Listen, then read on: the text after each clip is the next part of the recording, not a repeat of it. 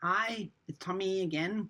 Thanks so much for joining us with the book of Explorational Journeys, part one in the self help guide. We're still continuing with the courage is about letting go of fear, and we're still trying to understand fear. So we're on to activity two, and it is about fear reframing. So, goal is change your perspectives on fear.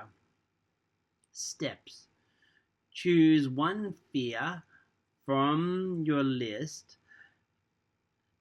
and describe the worst case scenario if it were to come true. Step 2: write down how you would cope with that scenario. Step 3: reflect on what you might gain from facing this fear. Maybe it is growth or opportunities.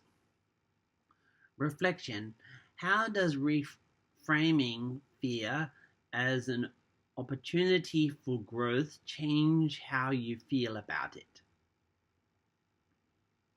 So yes, don't forget to click like and subscribe at the bottom, and it'll be really nice to hear what you think about these activities. See you soon.